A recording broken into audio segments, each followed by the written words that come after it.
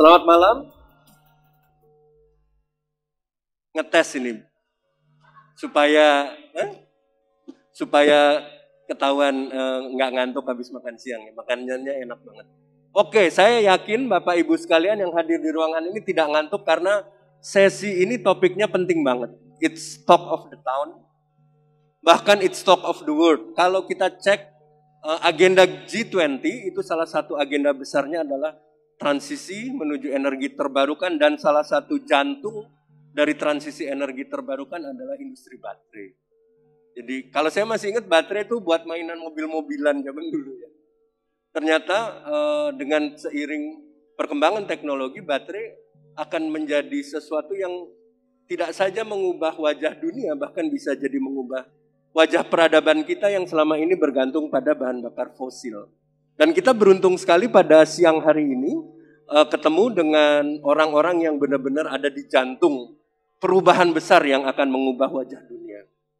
Terutama pertama dari mengubah wajah Indonesia dulu ya. Kalau gitu saya perkenalkan sekaligus memanggil bapak-bapak yang akan saya izin buka masker ya.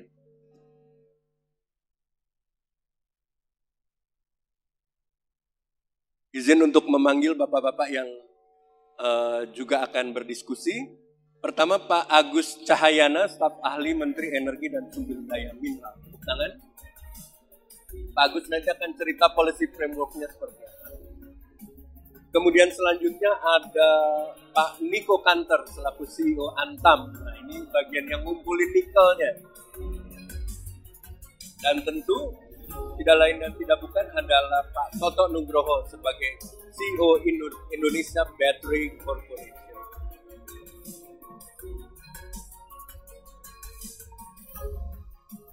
Kemudian yang terakhir adalah Pak Darmawan Prasojo, Direktur Utama PLN.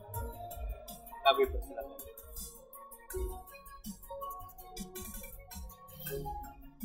Baik, karena tadi waktu di makan siang kita udah melakukan koalisi, bukan koalisi politik ya, tapi menyepakati bagaimana alur diskusi kita pada siang hari ini adalah pertama kita akan cerita policy framework-nya dari Pak Agus, kemudian nanti miningnya dan sedikit smelternya itu ada di Pak Niko. Baterinya sendiri bagaimana kita tanya ceritanya dari Pak Toto Nugroho dan sebagai katalis dari ekosistem ini tentu kita membutuhkan PLN. Begitu ya kira-kira Bapak-Bapak. Jadi kita bisa langsung mulai Pak Agus untuk menceritakan bagaimana policy framework dan inisiatif pemerintah dalam membangun ekosistem industri baterai Indonesia. Saya persilakan Pak. Kita punya waktu 7 menit. Terima kasih Pak Dadi, Bapak dan Ibu sekalian, dan juga para narasumber. Assalamualaikum warahmatullahi wabarakatuh. Salam sejahtera bagi kita semua. Baik, saya mulai dari sebenarnya saya diminta oleh berita satu. Ada beberapa hal yang ingin diketahui, yaitu bagaimana mewujudkan Indonesia sebagai basis produksi baterai global. Itu yang pertama. PR kedua adalah prospek investasi dan roadmap industri baterai. Dan ketiga, komponen krusial dalam mengembangkan industri baterai. Jadi 3 hal ini yang akan saya coba eksplor dalam 7 menit. Saya mulai, Bapak dan Ibu sekalian, kita mulai dari yang paling besar dulu. Industri baterai global. Nah ini saya punya angka tahun 2021 sebelah kiri. Kita bisa melihat tahun 2021 itu dunia menghasilkan 706 gigawatt hours. Ya. Dan dari 706 gigawatt hours itu 80% di Cina. Kemudian Amerika hanya kebagian 6,2, Hungary 4,0 dan seterusnya. Indonesia 0. Kemudian siapa pemainnya? Pemain baterai itu 34% CATL. Nanti Pak Toto akan cerita CATL itu siapa. Kemudian yang kedua 14% adalah LG. Nanti juga Pak Toto akan bicara siapa tuh LG. Dan yang ketiga BYD 12. Ya, nah kita lihat itu yang merah-merah itu adalah dari Cina. Tidak heran karena 79% Cina. Nah, rantai produksi industri baterai itu terbagi dua. Di slide yang paling bawah itu mungkin ketutup sama kita ya. Kita mulai dengan upstream and midstream. Itu ada refine ya, kemudian membuat baterai material, membuat sel, dan akhirnya ke downstream, mobil dan sebagainya. Nah, saya kira ini akan lengkap diulah di dikupas oleh teman-teman. Nah, tadi gambaran 2021. Bagaimana gambaran 2035?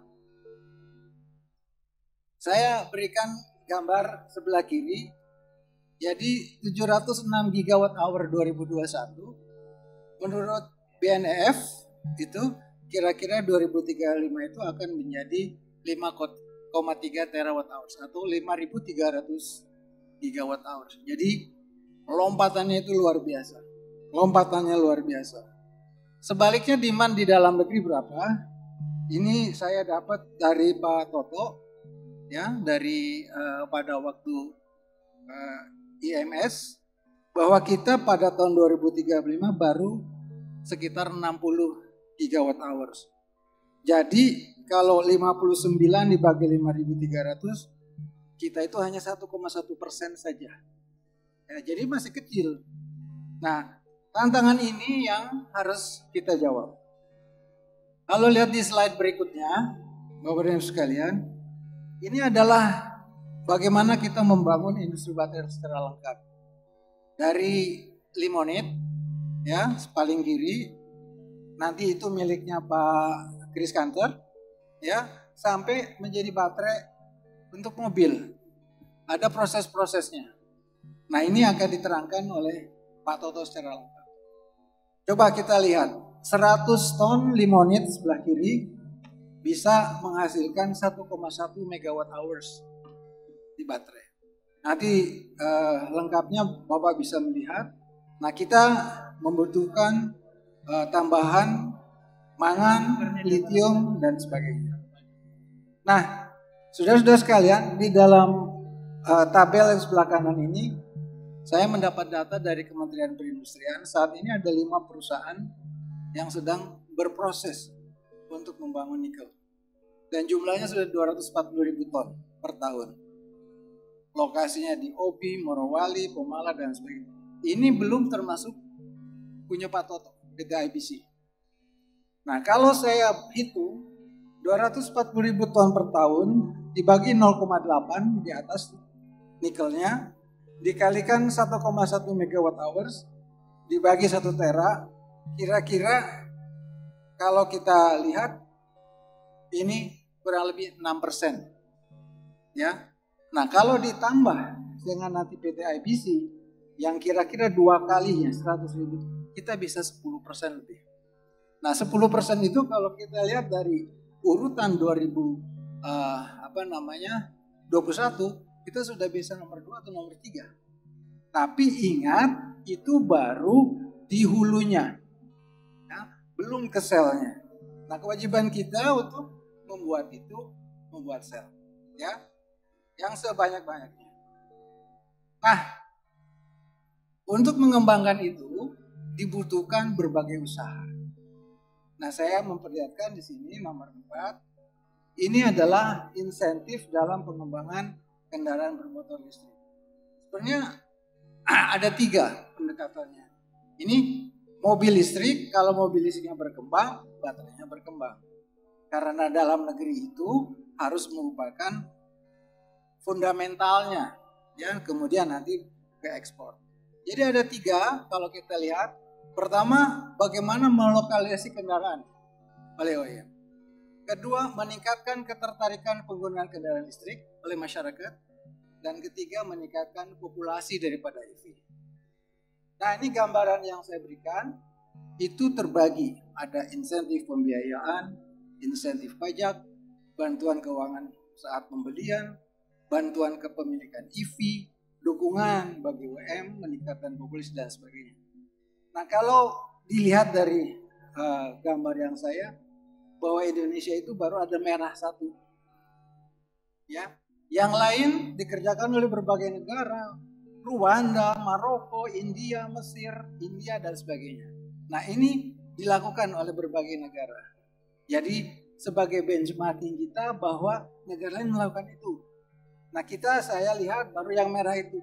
Jadi masih banyak ruangan yang bisa kita gunakan untuk meningkatkan 3, lokalisasi kendaraan, ketertarikan, dan meningkatkan populasi.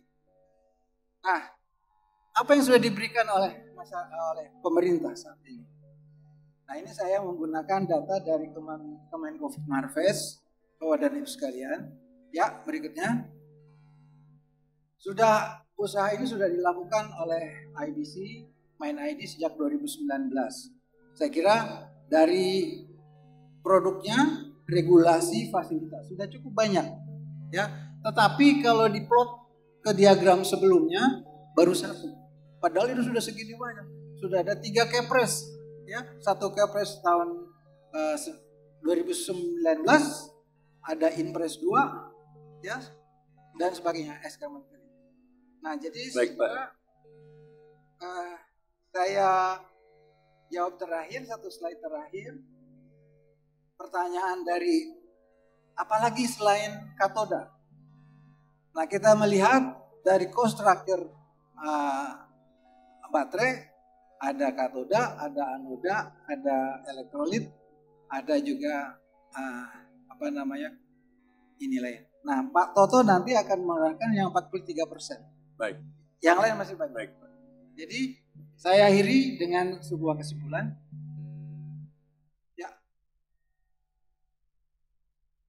Ya. Oke.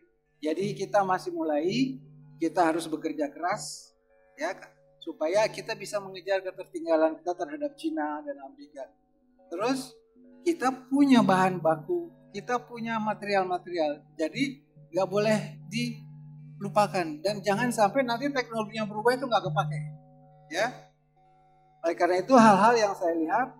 Nah, kenapa tadi saya katakan bahwa demand kita masih 1%. Nah, oleh karena itu untuk menjual memang memerlukan joint venture.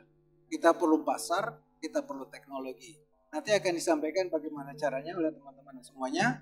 Kemudian insentif fiskal, dan yang terakhir jangan lupa pusat-pusat penelitian, supaya kita tidak tergantung ke luar, dan juga pusat-pusat pelatihan.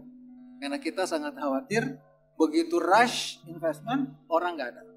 Ya. Saya kira demikian Pak Dadi. Mudah-mudahan ini dengan 7 menit bisa menggambarkan keseluruhan seperti yang diminta. Demikian, wassalamualaikum warahmatullahi wabarakatuh. Waalaikumsalam. Aplaus untuk Pak Agus. Tadi Pak Agus sudah menceritakan policy framework dan inisiatif. Kita bisa lihat complicated juga ya, ada insentif pajak, ada bagaimana tarif impor dikurangi untuk membangun satu ekosistem baru. Bocoran dari Pak Agus katanya nanti mobil elektrik bebas ganjil genap ya Pak? Oh udah. Jadi jangan ragu-ragu, buat saya bukan promosi mobil listrik ya, tidak berhubungan dengan brand tertentu, tapi ada manfaatnya. Paling tidak teman-teman yang kantornya di Sudirman, Tamrin, Gatsu, kayak Berita Satu nih, bisa mulai melirik-lirik mobil listrik. Tapi belum selesai ceritanya di situ, karena kita mau lihat pada inti dari battery industri, yaitu nikel. Sebelum itu saya mau mengingatkan, ini ada QR code disediakan oleh panitia. Kalau teman-teman ingin mengajukan pertanyaan, bisa scan QR ini. Ini kemudian nanti pertanyaan bisa diajukan melalui WhatsApp di QR code ini, sehingga komunikasi kita bisa berjalan lebih efisien. Terima kasih atas partisipasinya. Jadi bisa di-scan dulu QR code-nya, kemudian nanti ada pertanyaan kita bisa sampaikan lewat WA. Kalau nanti perlu diskusi langsung bisa kita sepakati. Oke, terima kasih Pak Agus. Sekarang kita maju tadi policy framework, kemudian kita lihat di bahan bakunya nih, di industri nikelnya seperti apa kondisinya. Kita udah punya Pak Niko Kanter, CEO dari Antam. Terima kasih Pak, langsung dari Ambon. Dan ini ada bocoran lagi, Pak Niko Kanter ulang tahun hari ini, tepuk tangan. Kita doakan supaya Pak Niko Kanter sehat selalu, dan kesehatannya akan membawa industri baterai kita maju. Silakan Pak Niko, kita ada waktu 7 menit. Terima kasih Pak Moderator. Mungkin kami langsung aja. Assalamualaikum warahmatullahi wabarakatuh. Salam sejahtera buat kita semuanya. Om Swastiastu, Namo Buddhaya, dan salam kebajikan. Jadi next slide. Ini kita bicara bahwa pertama-tama saya memperkenalkan Antam ini adalah bagian daripada MindID. Jadi ada holding company MindID yang anggotanya terdiri dari ada Inalum, ada Bukit Asam, kemudian ada Freeport, juga Antam, Timah, MindID Trading sendiri, dan juga Vale. Nah, ini kalau kita lihat, kita ini memang mendapat tugas. Kita juga bersyukur kita sebagai BUMN, kita mendapatkan prioritas dari pemerintah. Oleh karena itu kita harus mendukung program hilirisasi daripada pemerintah. Next slide. Ini yang saya sampaikan tadi, kita bersyukur karena memang aset atau kita memiliki sumber daya yang tadi disampaikan oleh Bapak Moderator, kuncinya adalah bahan baku daripada baterai kendaraan listrik ini yang dikelola Antam. Kalau dilihat di sini, reserve sama resources kita itu benar-benar harus kita syukuri. Tapi ya sumber daya alam ini bisa menjadi berkat, tapi kalau salah dalam pengelolaannya bisa menjadi kutukan. Itu yang dibilang oleh orang-orang. Makanya kalau kita lihat di sini, Antam ini memiliki Consolidated Nickel Reserve itu yang mencapai hampir 390 juta wet metric ton, di mana itu terdiri dari 330 juta wet metric ton itu adalah saprolite, itu bahan yang digunakan menjadi stainless steel. Kemudian ada 50 juta wet metric ton itu limonite. Ini yang memang menjadi bahan baku daripada baterai. Kalau kita lihat resources-nya, kita ada 1,4 miliar wet metric ton, di mana 900 juta itu terdiri dari saprolite dan sekitar hampir 500 juta lebih itu adalah limonite. Nah, Antam ini memiliki resources ini di beberapa kepulauan di Indonesia, di Sulawesi Tenggara, kita juga memiliki di utara Maluku, dan juga di West Papua. Kita membuat joint venture, kita memiliki juga resources di Sulawesi Tengah. Nah, di dalam kita merespon kepada future, ya, kan ini trends daripada future, kita semua tahu bahwa environmental itu, kalau kita bicara mengenai greenhouse gas emissions, 23% itu dikontribusikan itu datang dari exhaust gas yang diambil dari fossil fuel. Kemudian kita juga melihat bahwa the trends daripada electric vehicle ini memang begitu naik, sehingga dibicarakan bahwa 30% daripada kendaraan itu nanti akan terdiri dari electrical based. Jadi juga kemudian kalau kita melihat economic growth Indonesia kan diantisipasi di tahun 2045 akan menjadi the top 5. Jadi oleh karena itu Antam tentunya harus merespon untuk ini sehingga kita juga ikut berpartisipasi. Nanti bisa dijelaskan kita bermitra juga dengan, untuk di hulunya kita akan bermitra dengan beberapa strategic partner, di mana mereka-mereka ini adalah perusahaan-perusahaan terkemuka, perusahaan terbesar di bidang untuk EV battery producers. Kita juga dengan bersama-sama dengan IBC nanti juga kita akan masuk sampai ke EV battery cells-nya dan juga recycle. Jadi kita percaya bahwa dengan kedudukan Indonesia di tahun 2045 sehingga kita harus juga mempersiapkan diri sehingga kita akan menjadi negara terkemuka dan ikut serta di dalam EV battery ecosystem.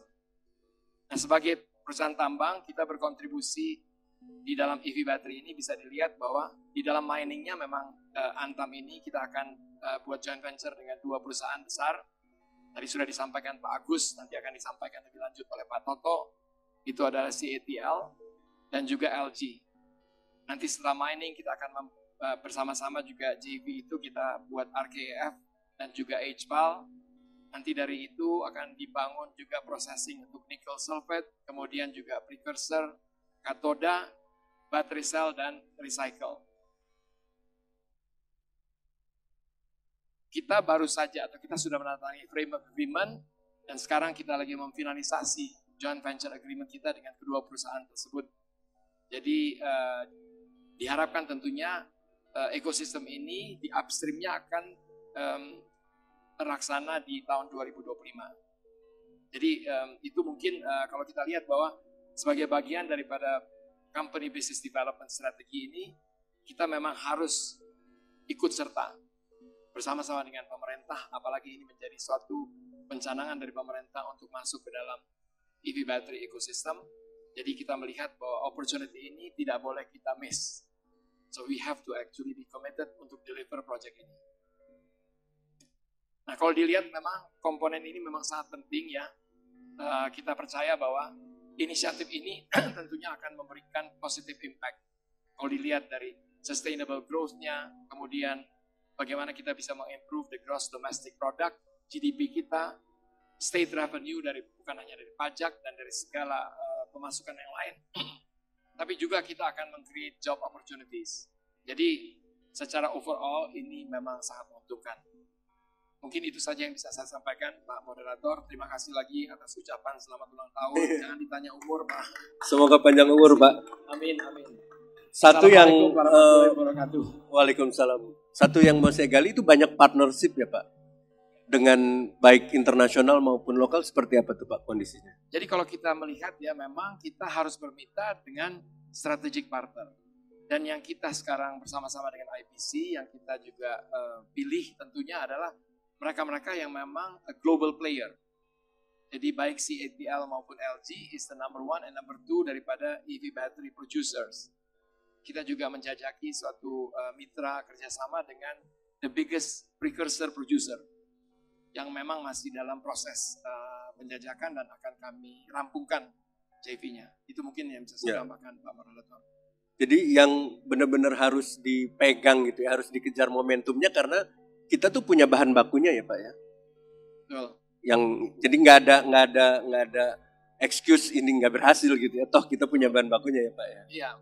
Kami ini sebenarnya the last 6 month ini kita tuh di approach oleh banyak perusahaan yang memang mereka melihat pada akhirnya mereka juga melihat where the resources itu. Jadi bahan baku yang kita miliki ini yang memang harus kita syukuri dan harus kita kelola dengan baik. Ya. Karena sekarang ini karena untuk baterai itu mereka harus melihat bukan hanya kita memiliki bahan baku, tapi bagaimana kita menambang, mengelola, dan kita memproduce ore-nya. Makanya harus ekosistem ESG, itu menjadi penting ya. Ekosistem ini sampai recycle-nya juga. Sampai di recycle baterai. Baik, oke. Terima kasih Pak. Baik, terima kasih Pak Niko. Tadi kita udah lihat ceritanya ya. Jadi policy framework tadi yang complicated juga ternyata gitu ya. Ada tax, ada tarif, ada impor. Kemudian bagaimana meningkatkan populasi pengguna electric vehicle sehingga ada skill kepada baterainya. Kemudian kita lihat tadi cerita Pak Niko tentang bahan bakunya dan kita dianugerahi Tuhan salah satu bahan baku yang sangat strategis di era baru ini yaitu nikel yang akan dikelola dengan baik. Nah sekarang kita masuk ke jantungnya nih, yaitu bagaimana industri baterainya setelah kita punya policy framework, punya bahan baku yang sudah dikelola dengan banyak partnership. Nah bagaimana dengan si baterainya itu sendiri? Kita punya Pak Toto dari Indonesia Battery Corporation. Silakan Pak. Baik, terima kasih Pak Moderator Pak Dadi. Pertama, Assalamualaikum warahmatullahi wabarakatuh. Salam dan juga salam sejahtera untuk kita semua. Pertama saya ingin ini merupakan suatu kehormatan bagi saya karena saya berdiri dengan pendiri IBC dan 2 pemegang saham kami Pak. Jadi suatu kehormatan buat kami ada di depan di sini. Tapi bukan RUPS nih ya Pak ya. Baik, jadi kita mulai mengenai baterai sendiri. Jadi kalau untuk baterai tentunya kita tidak bisa lepas dari kendaraan EV-nya sendiri. Tadi sudah disampaikan garis besar seluruh dunia adopsi EV itu luar biasa. Di Indonesia juga akan luar biasa. Saya cerita sedikit saja, saya sehari-hari sudah menggunakan mobil EV selama 8 bulan terakhir. Alhamdulillah saya seminggu cuma habis Rp50.000 untuk mencharge sudah keliling Jakarta. Tidak kena ganjil genap, tidak ada biaya untuk ganti oli, ganti filter. Alhamdulillah sudah itu saya jalani dan lancar. Saya bisa nge-charge di mana-mana karena ada Pak Darmo ini, kita di mana-mana bisa nge-charge. Jadi alhamdulillah satu. Kedua juga waktu itu dengan roda 2 kami sudah melakukan kajian bersama dengan Gesits dan Grab dan Gojek. Itu satu hari pengguna two wheels EV yang menggunakan electricity savingnya hampir 45 sampai 50 ribu rupiah per hari. Itu sangat signifikan buat ride hailers ini, karena impact-nya langsung bahwa mereka dulunya sebelum menggunakan BBM terus menggunakan electricity. Jadi ini sebenarnya apa yang kita rasakan sehari-hari mencerminkan data yang Bapak dan Ibu lihat di depan di sini, bahwa tadi betul tingkat kebutuhan kita akan sangat tinggi nanti, terutama untuk 4-wheelers, 2-wheelers, tapi satu juga untuk ESS. ESS ini Energy Storage System untuk renewable-nya yang nanti banyak dibangkitkan oleh Pak Darmo ke depan. Itu akan benar-benar berimpact langsung bahwa baterai juga mensupport dari aspek energy renewable. Next slide. Nah, ini sedikit perkenalan. Jadi IBC, Bapak dan Ibu, kita ini masih perusahaan baru 1,5 tahun. Pemegang saham kami yang tadi pertama ada Pak Darmo di sini, Pak Niko juga di sini, ada satu lagi Bu Nike Pertamina, dan satu lagi Pak Hendy Main ID. Jadi pemegang saham kami semua besar-besar, luar biasa semua. Dan ini merupakan suatu hal yang dibuat sedemikian rupa sehingga seluruhan development baterai ini memang end to end, dan ini hal yang akan kita sampaikan dalam kali ini. Dan sebenarnya visi kita bukan main-main, kita memang memiliki visi untuk menjadi world class baterai EV player di dunia. Kenapa? Tadi karena resource nikel kita luar biasa, 24% di dunia ada di Pak Niko. Begitu juga dari segi konsumen kita seluruh masyarakat Indonesia luar biasa besar, dan juga tadi industri otomotif kita di Indonesia sudah sangat advance. Jadi kita untuk mengembangkan EV battery ecosystem sangat layak di Indonesia. Next slide.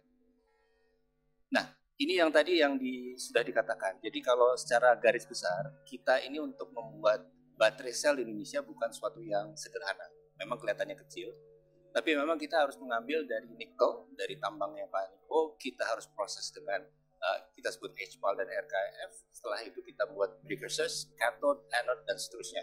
Dan satu lagi yang penting buat untuk kita ada recycling. Jadi recycling itu bagian dari kita, sehingga nanti baterai yang diproduksi itu kita bisa recycle kembali di Indonesia. Nah, bisa dilihat itu jumlah investasi dari masing-masing line-nya itu value chain cukup besar. Paling besar ada di RKF dan HPAL, hampir mungkin 4-5 billion. Terus waktu itu di baterai cellsnya juga sekitar hampir di situ sekitar 4 billion. Nah, totalnya sendiri untuk kedua proyek kerjasama end-to-end ini adalah sekitar 15 billion US. Itu kerjasama satu dengan yang sebelah kiri bisa dilihat, CATL. CATL itu produksi terbesar EV baterai di dunia. Itu mereka kalau kita lihat hampir 34% pasar dikuasai mereka. Yang kedua adalah dengan LG. LG ini dari Korea Selatan, mereka nomor 2 di dunia. Jadi uniknya LG ini akan men-serve European market dan US market, kalau CATL relatif ke Chinese market. Jadi 3 market ini memang paling besar di dunia. Namun itikat kami bukan saja untuk diekspor, tapi untuk dalam negeri yang tadi sekitar 60 GWh itu sangat penting. Nanti kita lihat kenapa manfaat baterai EV ataupun EV di Indonesia sangat penting. Next slide.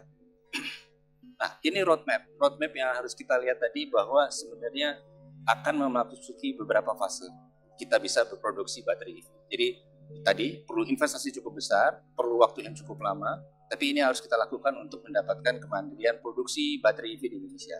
Satu, kurang lebih kita di 2024 ini kita sudah mulai produksi awal untuk 4-wheels, dan 2025-2026 disitulah titik kita baru mendapatkan baterai cells yang keseluruhan dari nikel di Indonesia. Ini yang penting. Dan untuk ekosistem, jadi kita selama menunggu itu tidak bisa tinggal diam, kita juga harus mendorong dari aspek demand-nya. Nah, ini yang kita benar-benar agresif bagaimana untuk 4-wheels dan 2-wheels EV, terutama untuk roda 2 motor, itu harus kita genjot untuk dari segi demand-nya. Ini secara garis besar timeline yang baru bisa kita lihat berproduksi dan nanti benar-benar bisa digunakan di Indonesia. Ya, next slide. Ini milestone yang 2022 yang sudah kita lakukan, dan saya rasa ini baik untuk kita ketahui semua. Pertama, kita sudah sign framework agreement, itu foto saya dan Pak Niko bertiga ini dengan partner. Jadi kita sign di 19 April, itu penting karena kita mengunci dari hulu sampai hilir. Jadi kamu mendapatkan nikelnya Pak Niko, tapi hilirnya kamu juga harus investasi sampai baterai cell, sampai recycling. Kalau mereka terus terang ingin jadi bahan setengah jadi terus diekspor. Tapi karena memang dari pemerintah kita perlu melakukan hilirisasi ini, itulah yang kita atur di framework agreement. Dan juga di bulan Agustus, kedua proyek ini sudah menjadi bagian dari proyek strategis nasional, sehingga dorongan untuk ini didapatkan dari seluruh kementerian. Dan kita update, jadi waktu itu Pak Presiden melakukan groundbreaking yang sel baterai di Karawang. Inilah baterai sel EV terbesar di ASEAN, 10 gigawatt hour. Didirikan oleh sebenarnya konsorsium antara LG, Hyundai, IBC juga bagian dari itu. Dan bisa dilihat gambarnya, cukup progresif, sudah hampir 40%. Jadi kita lihat 2024 benar-benar sudah akan berproduksi dan terintegrasi dengan mobil EV di Indonesia. Dan yang sebelah kanan itu kita kecil-kecilan, maaf sebelumnya Mas, kecil-kecilan kita sudah buat sekarang baterai EV khusus two wheels, kita sudah mampu produksi sendiri. Komponen-komponen besarnya seperti battery management system, packing sudah kita bisa buat. Tinggal selnya aja. Selnya kalau kita sudah dapatkan dari dalam negeri, itu 100% Pak, kita bisa buat. Jadi baterainya sudah ada dan sudah ada diuji coba dan siap untuk prototype. Ya, last slide. Baik. Nah, ini yang kalau kita lihat secara garis besar, manfaat apa sih baterai EV ataupun EV ecosystem di Indonesia? Pertama, CO2 emissions. Itu yang bisa kita turunkan cukup drastis. Dan kalau kita lihat proyeksi dengan 30% konversi, itu hampir 9 juta ton per annum bisa kita save. Kurang lebih hampir 9-10% emisi di transportasi. Kedua, fuel import. Ini juga sangat penting. Indonesia, waktu saya di Pertamina, import 1 tahun hampir 26 billion US. Nah, kalau kita bisa menggunakan EV ecosystem, EV kita gelar dengan masif Indonesia, bisa mengurangi hampir 30-an juta barrel per tahun, which is hampir sekarang 4-5 billion US per tahun kita bisa save. Terus kemudian jadi GDP multiplier. Jadi waktu kita melakukan hilirisasi yang nikel ore yang tadi dihargai misalnya $14.000 per ton, itu akan meningkat secara drastis kalau kita menjadikan baterai. Itu sudah dihitung waktu itu kita menggunakan LPMI, angkanya hampir 3.000 triliun Pak selama proyek. Itu sudah dihitung multiplier. Dan satu lagi tadi, lapangan kerja. Hampir lapangan kerja untuk seluruh EV ekosistem yang baterai tadi, itu akan menciptakan kerja hampir 120.000 secara direct dan indirect. Jadi inilah kurang lebih dari manfaat EV baterai, EV ekosistem untuk Indonesia. Dan penting sekali bahwa kita sebagai masyarakat dan negara mengadopsi EV ekosistem, bukan baterai saja, untuk kebaikan kita semua. Pak. Baik. Terima kasih Pak. Assalamualaikum warahmatullahi wabarakatuh. Waalaikumsalam warahmatullahi wabarakatuh. Nanti kita bisa cerita juga tuh global supply chain-nya tuh di berbagai tempat ya Pak. Ada yang di Batang, ada yang di Kerawang, ada yang di Cikarang. Itu tentu ada job creation kepada local manpower yang ada di situ ya. Itu juga merupakan manfaat ekonomi regional yang perlu diperhitungkan di dalam ketika kita menghitung manfaat EV ekosistem tadi ya. Jadi bukan sekedar battery ekosistem tapi EV ekosistem itu. Terima kasih Pak. Baik, sekali lagi saya mengingatkan ini ada QR code. Ini bukan door prize tapi ini kalau teman-teman mau bertanya bisa scan QR code kemudian nanti bisa disampaikan ke kami gitu ya untuk mengefektifkan komunikasi kita. Last but not least, kita pengen dengar dari PLN nih yang akan menjadi save the best for last pasti. Sebagai katalis nih yang merangkai semuanya gitu ya. Karena kalau ada baterainya nggak ada listriknya nanti bagaimana ya. Baik Pak Darmawan, kami terima kasih. Assalamualaikum warahmatullahi wabarakatuh. Salam sejahtera untuk kita semua. Om Swastiastu, Namo Buddhaya, salam kebajikan. Terima kasih moderator yang luar biasa Mas Dadi. Narasumber juga ini yang tadi rasa-rasanya sudah dibahas semuanya nih. Yang luar biasa ini Pak Agus Cahyana. Paparannya luar biasa Pak. Pak Niko Kanter juga luar biasa. Ini Pak Toto Nugroho juga luar biasa. Rasa-rasanya saya udah cukup nih Pak. Mau pulang dulu. Dan para hadirin yang terhormat di sini. Beberapa waktu yang lalu kita mencoba naik mobil listrik dari Jakarta sampai Bali. Yang pertama sampai tujuan alhamdulillahirobbilalamin. Tidak mogok di jalan gitu alhamdulillah. Yang kedua, biayanya 1/5 kalau dibanding memakai BBM.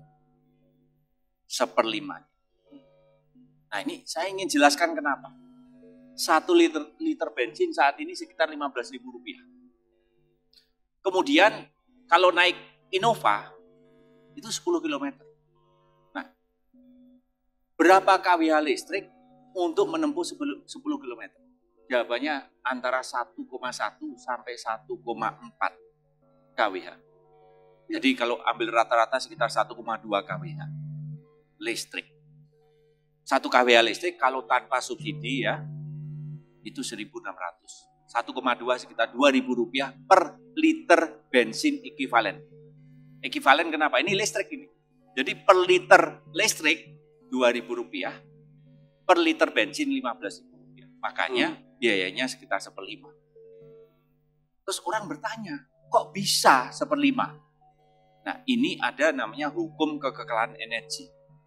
Energy cannot be created nor can be destroyed, but can be transformed into another form of energy. Ini kalau orang akademisi ya kayak gini ngomongnya itu. Yang mudeng paling separuhnya itu. Tapi gini, dari energi bensin menjadi energi kinetik, efisiensinya hanya sekitar 12-15%. Sisanya jadi apa? Jadi panas. Kalau tidak percaya, monggo naik mobil 2 jam, habis itu dipegang knalpotnya. Keselomot nanti. Ada yang ngerti keselomot? Keselomot. Melepuh nanti. Tapi energi listrik menjadi energi kinetik itu sangat efisien. Buktinya apa? Coba dilihat kipas angin apakah ada knalpotnya. Coba dicari itu, kipas angin ada knalpotnya? Enggak ada. Artinya transformasi energinya menjadi sangat efisien.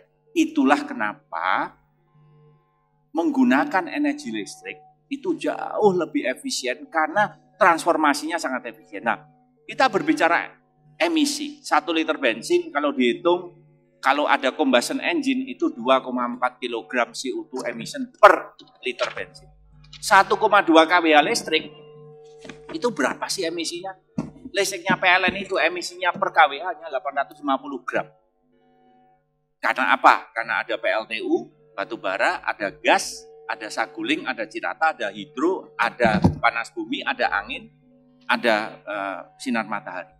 Itu 850 gram. Jadi kalau kalikan 1,2 hanya sekitar 1000 sampai 1100 gram CO2 per 1 liter listrik dibanding dengan 2,4 kg kalau 1 liter bensin. Jadi, nah coba sekarang ada yang ngomong, lah itu Pak Darmo, katanya listriknya dari batu bara. Oke, kalau kita hitung listriknya kalau dari batu bara, 1 kWh listrik dari batu bara 1 kilo. 1000 gram CO2. Kalikan 1,2 masih 1200 gram. Jadi, kalau memakai mobil listrik, kalau listriknya dari batu bara, ini bukan loh. Itu sudah mengurangi emisi 50%. Apalagi kalau kita sudah menggunakan energi baru terbarukan dan PLN sudah melontarkan di tahun 2060 ada karbon netral. Jadi ini adalah transportasi yang tadinya ada emisi ke zero. Nah, untuk itu PLN menjadi memfasilitasi agar ini semuanya bisa berjalan dengan baik. Tadi Pak Agus Cahyana melontarkan insentifnya seperti ini. Apa yang terjadi di lapangan? 1, kami ingin agar transisi ini berjalan dengan smooth. Maka pertama, coba saya kebetulan sekarang tiap hari menggunakan Hyundai Ioniq yang tua, yang versi 3. Sekali ngecas itu 360 km. Jadi saya sekali ngecas ke kantor 20 kilo, bolak-balik 40 kilo, itu bisa 6 hari. Jadi saya tidak pernah membutuhkan SPKLU, stasiun pengisian kendaraan listrik umum. Saya ngecas di rumah malam hari, itu pun ada diskon 30%. Jadi saya kalau ngecas, itu hanya sekitar Rp1.200 per kWh. Karena ada diskon 30% setelah jam 10 sampai jam 6 pagi. Nah untuk itu kami kerjasama, ini dengan Hyundai, dengan Wuling, dengan DFSK, dengan Toyota, Mitsubishi, Mercedes-Benz. Begitu ada pembelian mobil listrik, pasukan kami langsung kami kirim ke rumah para konsumen ini, langsung memasang home charging, dan kami sinkronkan dengan sistem kami. Dan kalau malam hari ngecas langsung dapat diskon. Itulah bahwa kami hadir di sini. Jadi dalam hal itu, kami sudah mencoba, dan ini betul-betul ease of using electric vehicle. Karena apa? Langsung kami pasang home chargingnya. Jadi jangan khawatir Bapak Ibu kalau beli mobil listrik, tahu-tahu dayanya kurang itu karena sistem kami langsung tersambung dengan sistem customer service yang ada di pabrikan tersebut. Kemudian juga kami bangun SPKLU, ada 150 yang sudah dipasang, untuk G20 kami bangun 660, ditambah lagi kami menggunakan franchise. Jadi kami kerjasama dengan BRI, BNI, Mandiri, dengan perbankan, dengan Starbucks, dengan mall, dengan perkantoran, karena kami tidak punya lokasi yang punya nilai strategis. Tapi kami membangun franchising. Jadi ada pihak ketiga yang investasi, kemudian kami menyediakan teknologi, kemudian ada upside juga dari mereka, memang lebih mahal sedikit ya, itu, dan ini sudah berjalan dengan baik. Kemudian juga untuk motor listrik, ini agak spesial ini. Tadi sudah dilontarkan motor listrik, karena sekali ngecharge, karena tempatnya kecil, itu hanya 60 km, Mas Dadi. Nah artinya apa? Padahal itu ojek yang online, itu sehari bisa 150 km, artinya harus ganti baterai sekitar 2-3 kali. Nah untuk itu kami sudah menyediakan membangun namanya swap station, SPPKLU. Nah itu kami kerjasama dengan Grab, kami kerjasama juga, ini banyak sekali pabrikannya, dari Gesit, dari Fiat, dari Volta, Uwinfly, Smooth Salis, Grab, dan semuanya kami kerjasama. Dan kami di sini juga sudah membuat itu untuk swap station, dan kami sambungkan juga dengan aplikasi kami New PLN Mobile. Jadi kami langsung ngecharge begitu. Nah, memang sekarang itu hitungannya seperti apa? 1 liter bensin itu sekarang saat ini 15.000. Nah, kalau listrik menggunakan baterai, chargingnya mungkin sekitar 4.500 atau 5.000. Karena beda dengan kalau ngecharge mobil itu kan langsung. Kalau ini karena ini baterai swap, tentu saja masih ada biayanya sekitar 4.500 atau 5.000, tapi itu pun sepertiga lebih murah. Nah, dalam proses ini memang ada beberapa kendala, tadi Pak Agus Cahyana juga sudah melontarkan. Beli motor listrik, motor yang terlaku itu ada 2, Honda Beat dengan Yamaha Mio, itu 110 cc, harganya 17,5 juta. Itulah motor yang paling laku, itu motor sejuta umat. Nah, motor listrik yang sejajar dengan horsepower yang mirip, itu harganya masih mahal. Yaitu sekitar 24-25. Artinya ada biaya yang lebih mahal walaupun biaya operasinya juga lebih murah. Maka butuh waktu. Nah, begitu harganya nanti turun, sangat kompetitif, demikian pula dengan mobil listrik. Mobil listrik sekitar 600 juta, 650 juta itu setingkat dengan 500 juta. Nah, artinya apa? Ada cost saving tetapi biaya lebih mahal, itu nanti payback-nya sekitar 3-4 tahun. Nah, begitu harga nanti turun, nanti Pak Agus Cahyana tadi sudah memaparkan beberapa strategi agar harganya lebih turun, ada komponen lokal, kapasitas nasional, kemudian juga baterai turun, tentu saja sejalan dengan waktu, harapan kita semuanya adalah apabila harga mobil listrik dengan motor listrik kompetitif dengan harga mobil dengan motor BBM, maka cost saving-nya itu is going to happen Day one, hari pertama langsung cost saving. Nah itulah untuk itu kami tutup bahwa perubahan ini adalah shifting dari import based energy, oil, menjadi domestic based energy, kemudian energi mahal menjadi lebih murah, energi yang tidak ramah lingkungan menjadi ramah lingkungan. Dalam proses itu kita membangun kapasitas nasional, kita mempercepat pertumbuhan ekonomi, kita juga creating more jobs, untuk itulah kejayaan bangsa ada di sini. Terima kasih. Wassalamualaikum warahmatullahi wabarakatuh. Waalaikumsalam. Jadi kita lihat ini gambarnya besar sekali gitu ya. Bukan sekedar mengubah dari kendaraan menggunakan bensin menjadi menggunakan baterai, tapi ada perubahan yang sangat mendasar di dalam di dalam wajah budaya kita gitu, wajah peradaban Indonesia ke depan. Dan dijamin nggak jeglek ya Pak, jeglek apa itu? Rumah kalau dipakai buat ngecharge mobil listrik nggak jeglek, dijamin tadi sama Pak Darmawan. Baik, mari kita kalau ini Pak, kira-kira gambaran full capacity ketika EV ecosystem itu terbentuk tuh seperti apa Pak? Siapa yang Pak Agus dulu mungkin. Kalau nanti ini semua full capacity EV ini udah terwujud gitu, suatu gambaran indah di masa depan itu kayak apa sih Pak? Baik, jadi Menurut pertimbangan atau perhitungan berbagai pendapat bahwa motor bakar tidak bisa akan hilang seketika. Ya. Jadi itu memerlukan proses. Jadi tadi disampaikan oleh Pak Darmawan, kira-kira antara 40-50% pada tahun 2035 itu akan pindah ke listrik. Tapi IC akan ada. Karena IC itu mau nggak mau memiliki kelebihan tersendiri. Soal traksi dan power dan sebagainya. Jadi itu akan ada. Nah dengan kalau kita lihat 40-50%, kalau kita penjualan kita sekarang katakanlah 2,5 juta pada itu per tahun atau 3 juta. Jadi 40-50% dari itu sekitar berapa ya? Hampir 1 jutaan per tahun penjualan mobil. Kendaraan, mobil ya. mobil. Belum 1 juta.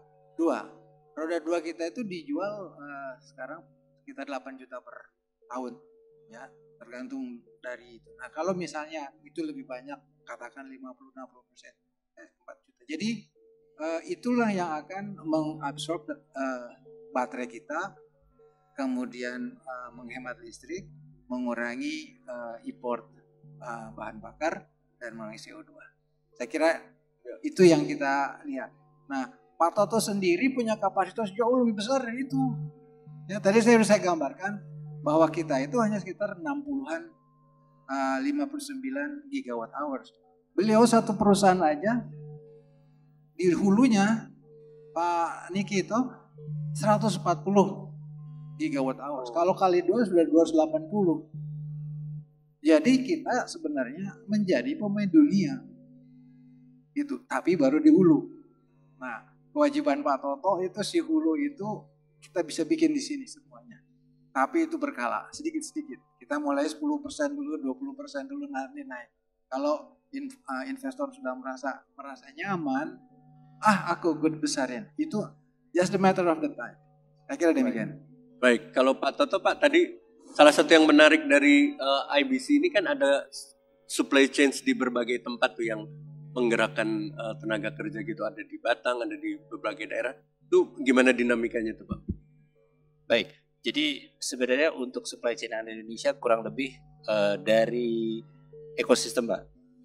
Dari hulu dulu, tentunya yang untuk tambang itu akan terjadi banyak lapangan kerja multiplier effect di daerahnya Pak Niko, di Halmahera Pak. Nah di Halmahera itu akan dibangun terutama untuk CATL, benar-benar pabrik dari hulu, smelting, katoda dan anoda di sana Pak. Untuk baterai cells, jadi kalau khusus yang CATL dia kemungkinan ada 2, satu di Jawa atau satu malah di Kaltara Pak, di Kaltara, karena di sana ada industrial estate yang green energy-nya yang luar biasa bagus. Nah satu lagi kalau yang untuk LG dia agak sedikit berbeda, jadi sampai produksi katoda itu malah justru di Batang Pak. Kenapa dia di Batang? Karena dia mensuplai untuk pabrik yang sudah ada di Cikarang sekarang. Ya Cikarang. Jadi di situ akan terjadi multiplier effect di Batang, di daerah juga nanti di Halmahera juga ada karena dia akan produksi di sana. Nah untuk recycling itu sebenarnya kalau kita lihat akan ada di Halmahera dan di Jawa Pak. Mungkin di Jawa. Yang paling besar di situ produksinya, jadi dia akan mengambil baterai yang sudah spent, dia akan daur ulang dan akan masuk lagi ke precursors yang ada di Halmahera. Jadi memang supply chain-nya satu produsennya ada di daerah timur Indonesia, tapi memang konsumsinya itu banyak di Jawa kan Pak ya, untuk baterai cells EV-nya dan kendaraan EV. Kurang lebih seperti itu. Di luar itu memang tadi Pak kita harus Indonesia melihat bahwa ada ketergantungan terhadap komponen lain seperti lithium. Kita harus datangkan dari luar. Nah, kami bertekad dan bekerjasama dengan berbagai perguruan tinggi research bahwa kita sebisa mungkin meminimize teknologi ke depan supaya ketergantungan kita itu menggunakan mineral resources yang ada di Indonesia, Pak. Nah, ini yang salah satu PR juga. Jadi bukan aspek business side, tapi aspek teknologi dan research-nya kita harus mengarah ke sana. Ini yang kami sekarang bekerjasama dengan BRIN, dengan ITB, UNS. Kurang lebih itu, Pak. Baik, ke Pak Niko nih, kita gilir aja gitu. Urut kacang kalau kata orang Jawa ya Pak ya. Kalau memberi konteks globalnya tuh sebenarnya persaingan nikel itu seperti apa Pak? Kita tuh apakah punya pesaing dan bagaimana mengoptimalkan karunia Tuhan yang besar kepada Indonesia ini untuk untuk kepentingan kita bersama. Terima kasih Pak Moderator. Jadi kalau saya nih ya, karena saya pikir nikel ini kan selama ini di Indonesia itu hanya memang difokuskan untuk kelas 2 yang memang akhirnya dikonvert menjadi stainless steel.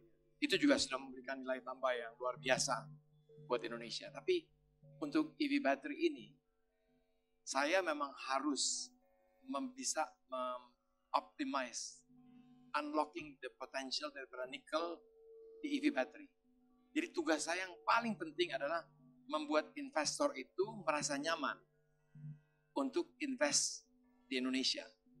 Karena investment ini kan membutuhkan waktu yang panjang. Cycle-nya tadi sudah dijelaskan sama Pak Toto, Pak Agus juga menjelaskan tadi. Jadi mereka itu semua investor yang datang ke Indonesia, mereka juga bukan hanya dia diberikan jaminan supply, tapi dia mau ikut di dalam upstream hulunya. Makanya mereka rata-rata meminta juga they have part of the dari ownership. Makanya JV ini, kalau lihat JV ini ada 49% mereka dan kita harus majority. Berkaitan dengan sumber daya alam kita harus majority. Jadi ini yang bagaimana kita membuat mereka nyaman, karena jujur aja kepastian hukum itu di Indonesia kan, apalagi di mana investor harus bermitra dengan SOE, BUMN. BUMN ini kan majority owned by the government, if not all. Nah, dia bisa bilang bahwa nanti peraturan dirubah-rubah for the benefit of the BUMN, jadi mereka pasti merasa ada uncertainty-nya.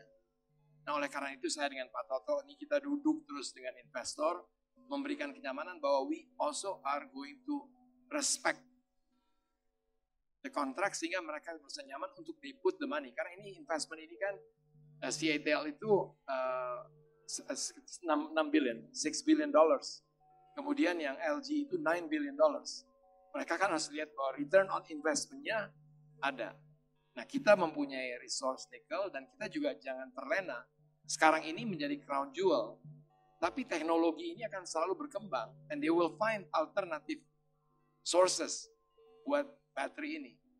Nah, oleh karena itu harus sekarang Pak, ini kita harus betul bisa deliver supaya kita bisa capture the market yang ada sekarang. Kalau teknologinya shifting nanti bisa jadi nggak relevan bisa juga. Bisa jadi nggak jadi itu. Apalagi tadi Pak Toto udah bilang kan lithium ini kita nggak punya. Jadi kita harus cepat-cepat membuat kerjasama juga untuk mendapatkan lithium sehingga bisa dikirim ke Indonesia juga. Baik. Itu Pak.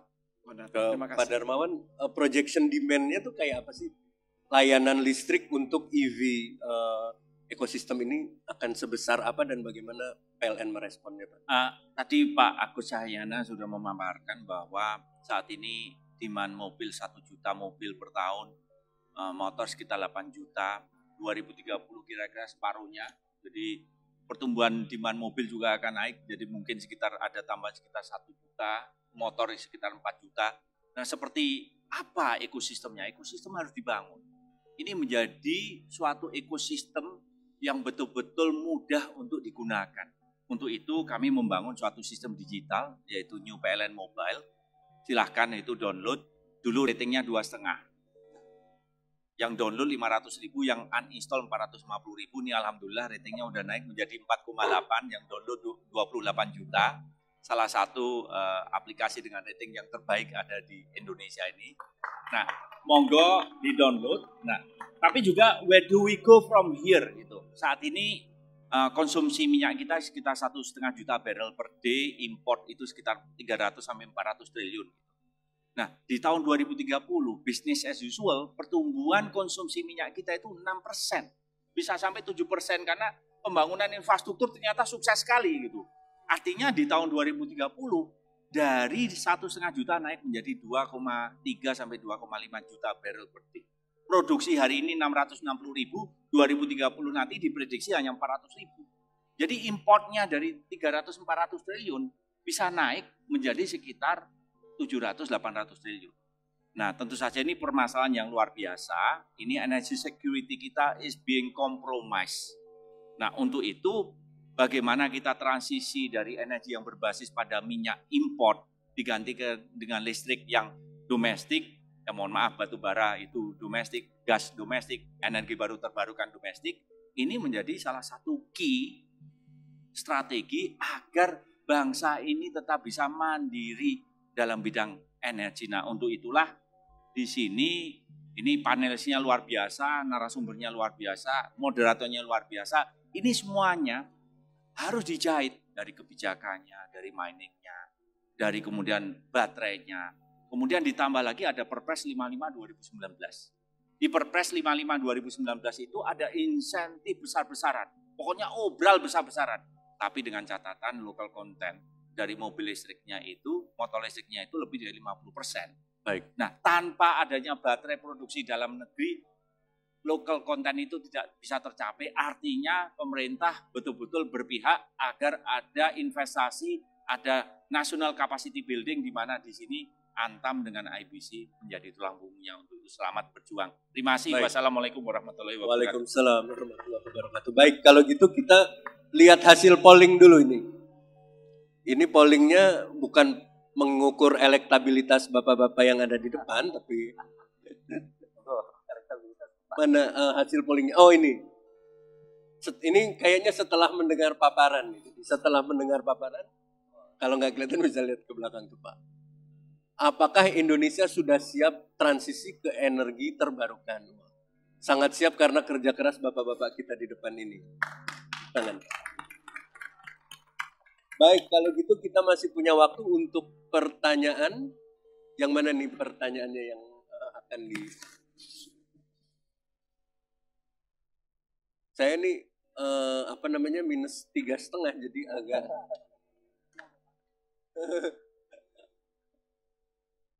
Boleh saya maju ya? Baik, ini ada pertanyaan dari Feris Abdurrahman. Bagaimana dampak usaha hilirisasi nikel apabila tipe baterai EV yang mendominasi adalah tipe baterai LFP dan bukan yang berbasis nikel? Apakah IBC ada rencana juga untuk bermitra dengan produsen baterai LFP?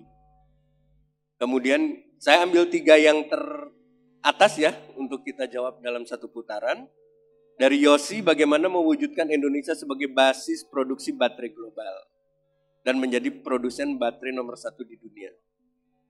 Kemudian yang ketiga dari Tommy, berapa besar potensi cadangan bahan baku baterai kendaraan listrik yang dikelola Antam? Dan apa rencana investasi Antam dalam beberapa tahun ke depan terkait industri baterai? Baik, yang pertama mungkin ke Pak Toto dulu nih, mengenai hilirisasi nikel dan tipe baterai EV. Apakah IBC juga ada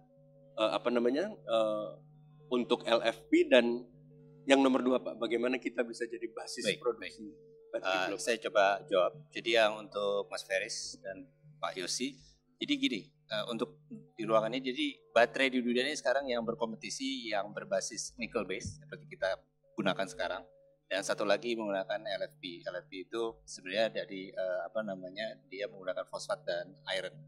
Nah, ini ada 2 karakteristik yang berbeda. Jadi kalau LFP itu sangat bagus untuk kendaraan-kendaraan yang seperti bis ya, atau untuk ISS dia lebih sesuai. Jadi dia dari energi density-nya itu memang tidak sebagus nikel, cuman dia lebih murah. Nah, ini sebenarnya pilihan kita sebagai negara, kita harus memiliki policy bahwa baterai yang di-develop di Indonesia harus memiliki ketersediaan Indonesia yang memang sudah tersedia di Indonesia. Misalnya nikelnya ada di Indonesia, bauksit dan lain-lain. Karena kalau LFP, kita ujung-ujungnya harus import bahan bakunya. Karena di Indonesia sendiri aspek mineral dari pembentukan fosfatnya terutama tidak di Indonesia. Mereka ada di Cina semua LFP. Kenapa LFP berkembang di Cina? Karena salah satunya mereka punya resources di situ. Jadi itu satu hal yang memang sekarang selalu berkompetisi. Tapi memang akan ada 2 segmen berbeda. Dan kenapa nikel ke depan itu tetap digunakan? Karena tadi yang kedua partner kita ini melakukan investasi untuk 30 tahun ke depan. Jadi mereka sudah tahu bahwa nikel ke depan itu akan tetap menjadi dominan. Dan nikel dia dilihat bukan dari segi jarak mobil. Jadi ke depan kalau kita kan selalu lihat power density-nya itu untuk jarak mobil 500 kilo, 600 kilo. BMW sebenarnya udah 1000 kilo. Tapi ke depan sebenarnya bukan itu yang menjadi driving force butuh nikel. Yang diperlukan adalah computation power. Jadi mobil makin ke depan tuh makin smart. Bisa driving sendiri, bisa pakai radar, bisa pakai AI. Nah, ini yang diperlukan bahwa nikel itu tidak tersaingi dalam hal tadi, bahwa dia bisa digunakan power density-nya itu bukan saja untuk distance, tapi untuk computing power. Nah ini yang juga kita lihat kenapa nikel ke depan tetap akan dominan, dan alhamdulillah kita nikel itu ada di Indonesia, dan inilah yang sebenarnya harus tetap kita jadikan basis pilihan kita ke depan, karena itu pilihan sebenarnya ada di kita.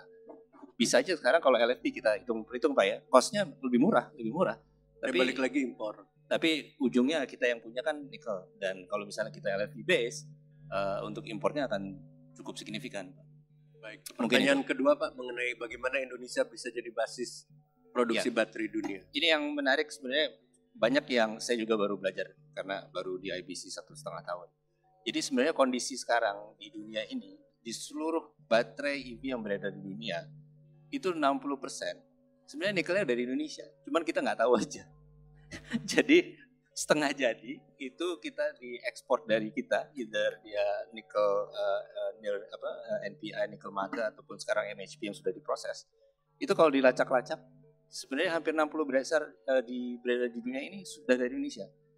Jadi sebenarnya dengan resources yang kita miliki dan semua nikel dan tentunya nanti beberapa komponen yang kita miliki, Indonesia itu seperti Saudi Arabia di tahun 70-an.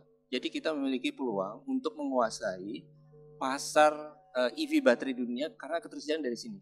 Kemarin pas saja saya dapat tamu dari Northvolt dari Swedia. Mereka merupakan produsen EV baterai terbesar, salah satu terbesar di Eropa, karena supply ke Volkswagen, supply ke BMW dan beberapa European car makers termasuk Scania. Dia sampai datang ke Indonesia mencari-cari saya, kalian salah cari, yang Bapak cari Paniko. Sampai dari Swedia Pak. Kenapa? Karena nikel produksi mereka ngambilnya dari mana? Rusia Pak. Pas Rusia seperti ini, kelabakan. Jadi itulah kenapa sebenarnya ke depan kalau kita play this right ya, kita bisa memiliki suatu peluang untuk menjadi salah satu pemain terbesar ya. Saya bukannya mengada-ngadakan, tapi salah satu pemain terbesar dunia untuk EV baterai ekosistem. Karena we have all the resources, tinggal bagaimana kita benar-benar tadi menegosiasikannya dengan pihak partner dan punya strategi ke depan yang tentunya dari pemerintah juga akan men-set Pak ya. Bagaimana sih kalau kita yang nickel base tapi nanti ada LFP base masuk. Nah, hal seperti ini yang menurut kami kita sebenarnya punya peluang yang sangat luar biasa untuk mengembangkan menjadi EV baterai di tingkat global. Baik Pak, terima kasih. Langsung ke Pak Niko Pak, bagaimana rencana Antam antara cadangan dan partisipasi dalam membangun EV ekosistem ini? Terima kasih Pak Moderator. Jadi memang kalau fokus kita dalam investasi ini, kalau yang sebelumnya kita memang melihat opsi kita untuk invest juga di smelter untuk producing NPI atau ferronickel, tapi yang sekarang kita harus shift. Jadi investment portfolio kita pertama adalah memenuhi tentunya kebutuhan yang dibutuhkan oleh kedua investor yang kita akan kita rampungkan. Jadi baik itu buat CBL maupun LG. Itu mereka membutuhkan 18 juta wet metric ton setahun, dua-duanya about equal number. Jadi kita investment kita harus ke sana. Kita harus pastikan bahwa our resources itu memenuhi dan mencukupi. Kan itu harus di-convert menjadi reserve supaya bisa dikalkulasikan. Oleh karena itu, itulah investasi kita. Tapi tidak berhenti di situ karena sekarang ini NPI mereka juga sudah mendapatkan teknologi bahwa NPI itu bisa di-convert menjadi MHP. Jadi nickel matte. Itu adalah bahan untuk dibuat menjadi precursor. Ini juga yang kita jajaki dengan the biggest precursor producer. Jadi kalau dilihat kita punya yang di Pomala ferronickel kami itu memakan sangat high grade dengan silika, magnesia, rasionya sangat spesifik. Ini kita bisa melihat ini beberapa teknologi yang ada sekarang ini mereka bisa memakan dengan kadar yang rendah dan juga bisa di-convert itu menjadi MHP. Jadi itu yang kita harus fokus kita adalah sekarang mengarah kepada EV battery investment. Karena untuk NPI dan juga untuk ferronickel kelihatannya sudah demand supply-nya udah tidak kelihatan berimbang. Baik, itu mungkin yang bisa baik, terima kasih Pak Niko. Karena waktu kita terbatas, saya minta closing statement singkat dari Pak Agus dan Pak Darmawan untuk menutup sesi kita pada siang hari ini. Baik, Saya kira tadi sudah sangat jelas dari Pak Darmo bahwa kita ini akan menjadi salah satu bahwa nikel dan baterai itu adalah satu solusi masa depan di bidang energi. Ya. Tadi sudah dikatakan kita akan masuk ke terbarukan dan itu akan for sure memerlukan baterai yang sangat besar. Jadi saya harap bahwa mari kita dukung ini menjadi sebuah industri yang kuat dan tentu bagi kita orang yang beriman mari kita berdoa. Terima kasih. Jangan lupa berdoa. Yang udah mau beli mobil mulai mempertimbangkan beli mobil listrik ya Pak. Silakan Pak Darman, closing statement. This is once in a lifetime opportunity. Di mana masa depan bangsa Indonesia ditentukan dengan langkah-langkah yang kita ambil hari ini. Perjuangan ini bukan hanya untuk di masa jangka pendek, tetapi di jangka masa panjang ke depan, di mana kita memperbaiki satu ketahanan energi kita. Kita membangun dalam proses yang sama tadi sudah didengarkan tadi, mengolah sumber daya alam agar bisa bermanfaat sebesar-besarnya bagi kemakmuran rakyat. Dalam proses itu kita membangun suatu kapasitas nasional. We take control of our own future. Dalam proses itu we create more jobs. Dalam proses itu we accelerate growth, kita mempercepat pertumbuhan ekonomi. Dalam proses itu kita menuju energi yang bersih. Kita menuju di mana masa depan anak-anak generasi masa mendatang kita pastikan bisa lebih baik karena bumi bisa semakin mendingin. Terima kasih. Wassalamualaikum. Sekali lagi terima kasih dan tepuk tangan yang hangat untuk para narasumber kita pada siang hari ini. Kita yakin bahwa kita akan melangkah ke sebuah era baru yang warnanya hijau, yang berisi energi yang baru terbarukan, energi yang ramah lingkungan dan menciptakan kesejahteraan tidak hanya pada core energinya saja, tapi ada penciptaan tenaga kerja, karbon, dan seterusnya. Sekali lagi terima kasih Pak Agus, Pak Toto, Pak Niko, dan Pak Darmawan atas sesi yang menarik pada siang hari ini.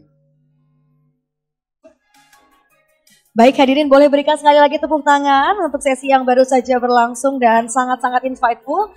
Bapak mohon izin untuk tetap berada di atas panggung karena selanjutnya kita akan ada penyerahan cindera mata yang akan diberikan langsung oleh Ibu Meli Marliani selaku Direktur Bisnis B Universe. Untuk itu kepada Ibu Meli mohon izin berkenan untuk naik ke atas panggung.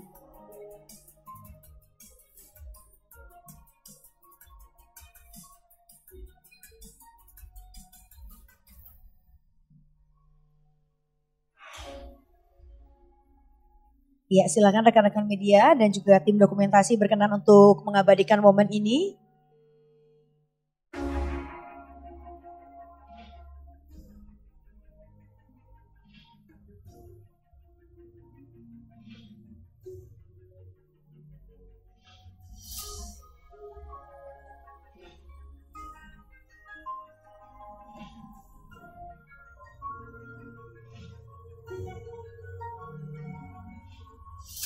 Baik, Ibu Meli berkenan untuk berfoto bersama dengan moderator dan juga para panelis. Silakan.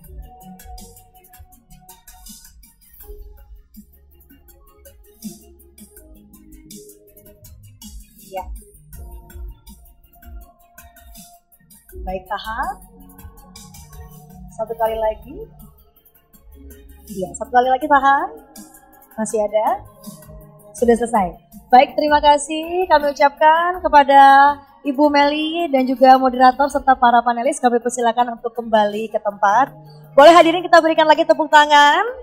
Dan tentunya saya tidak lupa ingin kembali mengucapkan terima kasih kepada seluruh pihak yang sudah mendukung terselenggaranya BNI Investor Daily Summit 2022. Terima kasih kami ucapkan kepada Bank Negara Indonesia, Telkom Indonesia, Telkomsel, Sritex, PLN, Siloam Hospital, Pupuk Indonesia, Eria, Intibios, dan juga Daria Varia. Dan perlu diketahui hadirin Bapak dan Ibu yang kami hormati, sesi selanjutnya akan dilaksanakan di breakout room 2. Jadi untuk itu Bapak dan Ibu yang ingin mengikuti sesi selanjutnya, kami persilakan untuk menuju ke breakout room 2 atau tepatnya di sebelah ruangan ini yang baru saja dimulai. Dan untuk berikutnya sesi breakout room 1 akan dimulai kembali pada pukul 16.30 waktu Indonesia Barat. Sekali lagi untuk di breakout room 1, kembali kita akan kembali ke ruangan ini pada pukul 16.30 waktu Indonesia Barat. Untuk itu saya ucapkan selamat mengikuti sesi selanjutnya. Dan sekali lagi sampai jumpa kembali di sesi breakout room 1 pada pukul 16.30 waktu Indonesia Barat. Saya Indi Arisa, terima kasih dan sampai jumpa.